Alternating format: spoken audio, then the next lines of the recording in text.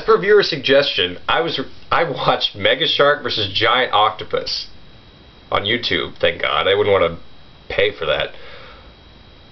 It's bad. It's like really bad. It's worse than Frankenfish. And that's sad. It's produced by The Asylum, which is a production company that just makes these direct-to-video crappy movies that kind of tie in with a popular movie that's out at the time. Like when they did War of the Worlds, I'm sure they had some crappy War of the Worlds thing. It stars Deborah Gibson. I mean, the pop star. I'm serious. Deborah Gibson as the hot chick, scientist, oceanographer, lady. Basic gist of the plot is there's like this long-range low-frequency sonar test that happens to be going on while Deborah Gibson's in a submarine checking out this whale pod. The sonar test freaks out the whales. They kill themselves on this Arctic ice shelf that they're at and unleash, you guessed it, a mega shark and a giant octopus. And when it says mega shark, it means like, I don't know, the thing's like 2 miles long. It like eats submarines and destroyers, like bites them in half. It's big. What do you do with something that big? I guess you make it fight an octopus just as big. So those things escape. A team is assembled with the hot chick, a Japanese scientist, and the hot chick's old college professor who just happens to be an ex-Navy SEAL / submarine pilot / all this other crap. How he found time to do all this, I don't know. Monsters escape. They realize what they are. The U.S. military kidnaps them, and it's like, hey, you better fix this because we don't know what the hell we're doing. The main military guy is this kind of jackass played by someone who may or may not have been doing things with Deborah Gibson at the time. Those are the rumors. I don't know. I'm not Us Weekly. So, after a very non-convincing flirtation scene between Deborah Gibson and the Japanese scientist, they kiss, they have sex, and they realize, hey, you know what would attract giant monsters? Giant monster pheromones. Which is kind of a hilarious way to get to that solution. It's never exactly explained how they get those giant monster pheromones. Do they get pheromones from smaller creatures? Do they make them synthetically? Or do they just pour a bunch of multicolored chemicals into a flask and go, hey, I got this green pheromone crap. You'll believe it, right? Apparently we have to. So they unleash these pheromones in San Francisco and Tokyo Bay to try and corral the monsters and blow the shit out of them, I guess. It doesn't work. So they decide to have the monsters come to them in a submarine. Some submarine battles commence. Submarines get destroyed. And eventually they have the octopus and the shark fight each other. That was their aim. Which, in the end, works. Everybody else dies except for the principal characters. They get away in little mini-subs, and the end of the movie happens on a beach, and Deborah Gibson's like, hey, I like you. And the Japanese guy's like, hey, I like you too. Oh, that's nice. I like you so much, I think I'm going to stay here a while. Okay, just know I'm not really a stay-at-home mom person. I'm a mermaid. She actually says that, I'm a mermaid. And he's like, alright, bitch. Okay, he doesn't actually say that. He's like, oh, I like the sea too, whatever.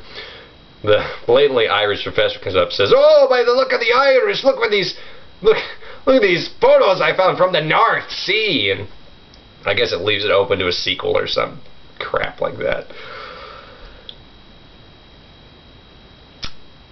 Yeah, it's not good. I mean, is it meant to be good? Is it meant to be ridiculous? Probably. The animation for any of the submarines and the whales and the sharks and the octopus is all crappy CGI. I mean, it just looks awful. They reuse a bunch of animation. There's a few times where they do the same fight scene, but they like mirror it. Like, I'm pretty sure this way it was like, you know, the shark and the octopus fighting. Instead, it's that way the second time. It's, I mean, for less than $500,000, it would have to be crappy CGI. I started keeping count of how many times they used the same animation. And for the shark swimming, I think they used the same animation like 13 or 14 times. Yeah. There are some ridiculous scenes, though. There's one point where they're they cut to people in an airplane, Condor Airlines, which is a great name for an airline. You know, they're going through some turbulence. They're heading to the ground. So, I think they're heading to the airport. I don't know. Who cares? The stewardess is telling people to sit up in their chairs, and I wrote down the dialogue because it's great. This guy turns up because he's a little freaked out. He's like, "I'm getting married in 2 days," and she's like, "Okay, whatever." And then he looks out the window to deliver his second and last line of the movie. Looks out the window and says, "Holy shit!" Why does he say "holy shit"? Because the mega shark is leaping out of the ocean and bites the plane, like bites it in half or some shit like that. Tears the wing off. I don't even remember. I was laughing too hard. And the remnants of the plane and the shark fall into the ocean. You heard me. The shark jumps out of the water, grabs the plane, and goes down with it. That's kind of awesome. All the best scenes are with the shark, to be honest. All the best scenes. There's one point where he bites a hole in the Golden Gate Bridge. There's another point where he bites a destroyer in half. He, like, kicks the submarines at us. There is a point where the octopus is, like, messing with a submarine and it's going to destroy it, and then it just doesn't. It's just like, you know, I'm done with this. I'm not going to do it. I'm not going to do it. And allowing the Japanese guy to survive. There's a few scenes where they're like, they're doing science, you know, they're doing research and pouring all these brightly colored chemicals in different flasks and going, "Oh, it didn't work. Yellow and blue make green. Oh, that's not what we wanted." I mean, I'm not a scientist. I was a biology major. I've done chemistry class, and I know that shit's ridiculous. It's like, really? Are all these brightly colored? What are you doing there? You're just pouring chemicals into flasks. This doesn't mean anything. When she was watching the whales, there was this montage of marine life, and I know a lot about marine life, more than the average person. I don't know if the average person would catch it, but they're at like the Arctic ice shelf or something. I don't know. They're in our cold Arctic waters.